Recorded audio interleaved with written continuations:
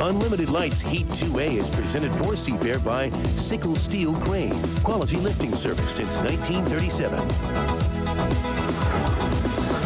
And let's take a look at the boats and the draw here in Heat 2A for the Unlimited Lights. There's supposed to be 7 boats on the course. We'll see, though. BoatTrader.com, Venture Bank, Miss America Classic Homes, Graham Trucking, King and Bunny's, Power Punch, and Microsoft Office Project. But I don't think we've got 7 boats out there. Let's check on the drivers, however, with Mike and Chip.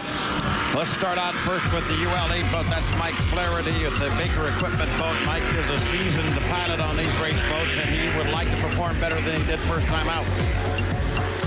Venture Bank with Dustin Eccles. He's the son of Mark Eccles. He had a pretty good heat the first heat, but he's got to do better here to make the finals. That's pretty much the same thing for Bob Smets, who had a decent first heat, but he finished farther back in that American Classic Homes boat. Mark Eccles, Dustin's father, had a decent, but again, he's going to have to race his son hard to get in the final. Cal Phipps, the Thunder Valley guys, Kings and Bunnies in the UL40. Cal's a seasoned driver as well. Did not get a good start last time. Will Muncie finished only 8th in his first heat. He's got to do much, much better to make the final.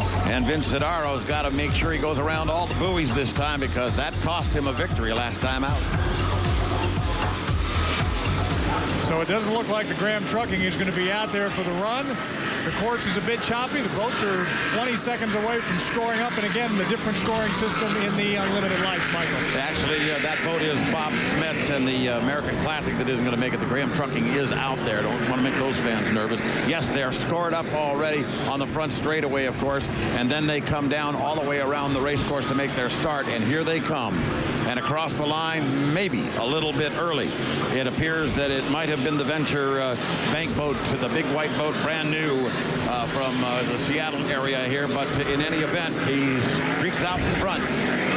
This is a good example of getting a good start, even on the outside, is worth a lot. He's got a lot of distance to go, but breaking that start line first makes a huge help. And he started outside, of course, because this is a supercharged boat. The black boat that's showing the lead there on the right-hand side of your screen, with the white one coming up, that is Vince Zidaro, the X-Man. But look at the power that blower engine provides as the 17 boat comes crushing through with Dustin Eccles at the controls.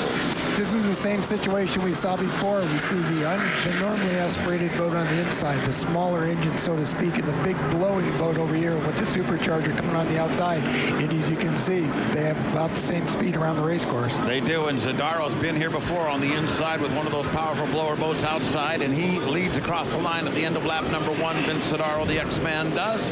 And down into the lower corner again, and the chase is on as the Venture Bank boat with Dustin Eccles catches up.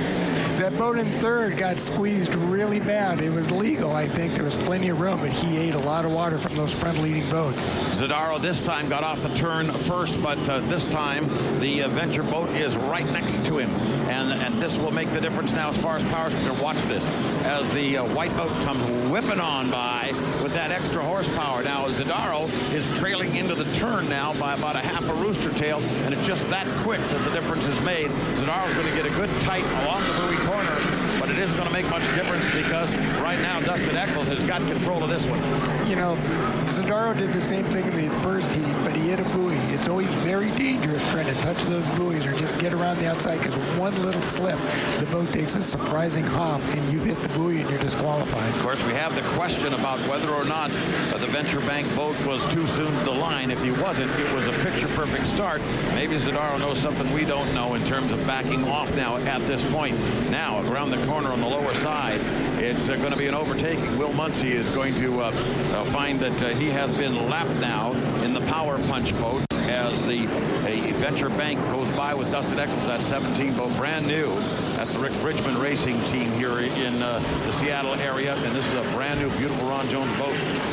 Now, how we're going to know if he jumped the gun or not, because we're not getting word from the officials if he has to do an extra lap, if he does not see the checkered flag, but rather the white flag. That's how we'll know. And the white is there. Now the checker comes up. The checker has come up, so I guess it was a picture-perfect start because he is seeing the black and white flag right now. The checkered flag across the line goes Dustin Eccles in the Venture Bank first in this Heat 2A. Coming down the line now we have Vince Sidaro. He will take the checkered flag for a second place. And right behind him, it'll be the Miss Graham Trucking. That's Mark Eccles in the 33 boat as he comes zipping across the line. The fourth across the line is actually a lap back, and that would be the power punch. That would be Will Muncy. You know, we talk about superchargers and non-supercharged engines. The difference is a non-supercharged engine basically just pulls in atmospheric air.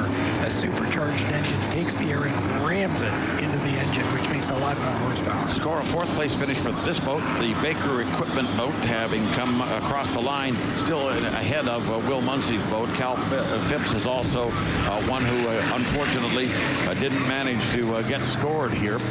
And so he's out of it. No points for him a second time out. And that's a problem, of course. The American Classics boat did not get a chance to make a start. But Mike Flaherty gets scored. Vince Sidaro found out halfway through that race that he was probably going to win because Dustin jumped the gun. Yeah, I saw him go across the line. I thought he jumped. I was pretty sure he was over. But I want to stay with him just in case. I stayed with him. As soon as I found out, I backed off a little bit to save the equipment for the final tomorrow. This helped the cause because what happened in your first heat? The first heat, we missed a buoy. The boat hopped up on me going through the corner, and then it came down. It was going in the wrong direction. You can't correct it fast enough to take care of it. So we just brought the first Tech Microsoft project boat out this time, got the win, and hopefully that gets us in the final. Vince, thanks a lot. Steve, back to you.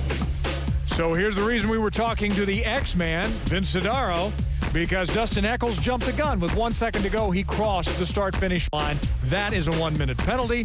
So